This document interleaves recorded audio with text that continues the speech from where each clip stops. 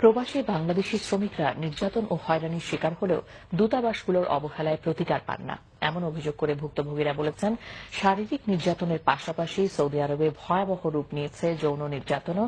এর জন্য সরকার ও travel agency উভয় পক্ষকেই দুষলেন বিশেষজ্ঞরা। রাজধানীতে এক আলোচনায় বক্তারা এসব কথা বলেন। সৌদি আরবে নারী গৃহকর্মীদের ওপর শারীরিক ও যৌন নির্যাতনের ঘটনা এখন ব্যাপক আলোচিত। বাংলাদেশ থেকে প্রায় 40,000 নারী গৃহকর্মীর ভিসায় রয়েছেন দেশটিতে, কিন্তু সেখানে অধিকাংশের ভাগ্যেই জুটছে অমানবিক নির্যাতন। আমার বোন সে খুব কষ্টের মুখ দিয়ে চলে আসছিল, তার সাথে অনেক খারাপ কাজ হয়েছে সে বলছে, কিন্তু আমি সেটা এখানে বলতে চাচ্ছি না। প্রতি 5 জনে 3 জন, এবং তার ভিতরে একজন সরাসরি শারীরিকভাবে যৌন হয়রানি হচ্ছে। ঢাকা রিপোর্টার্স ইউনিটিতে আলোচনায় সৌদি আরব সহ প্রবাসী নির্যাতিতদের কয়েকজন অভিযোগ করেন, অন্য দেশের দূতাবাস তাদের শ্রমিকদের সহযোগিতা করলেও ভিন্ন চিত্র বাংলাদেশিদের বেলায়। জেলে 28 দিন ছিলাম, খুব অত্যাচার করে জেলের ভিতরে।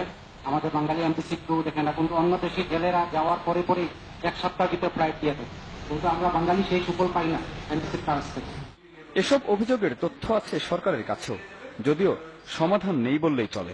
আমাদের স্কিল লেভেল ডেভেলপ করা, তাদেরকে আরো বেটার জবের জন্য তৈরি করা এবং সেই মার্কেটগুলো সার্চ করা, সেটা আমাদের জন্য খুব দরকার। জেলায় জেলায় সৌদি আরবের তাদের কর্মকর্তা নিয়োগ করে না যে আমাদের কর্মী ভাইরা কোথায় আহত হচ্ছে, আমাদের নারী কর্মীরা কোথায় পেশাগত কাজে গিয়ে তারা ধর্ষিত হচ্ছে, তারা নির্যাতিত হচ্ছে, তারা খাবার পাচ্ছে না, তাদেরকে আটকে রাখা হয়েছে।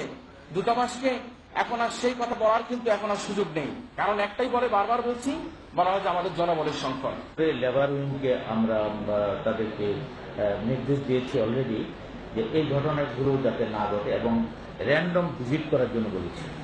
বিশ্লেষকদের মতে প্রবাসী শ্রমিকদের সুরক্ষায় দায় না এড়িয়ে সরকার ও ট্রাভেল এজেন্সিকে একসাথে কাজ করতে হবে। আমরা যারা এই মিরাজ হোসেন গাজী, বাংলা ভিশন।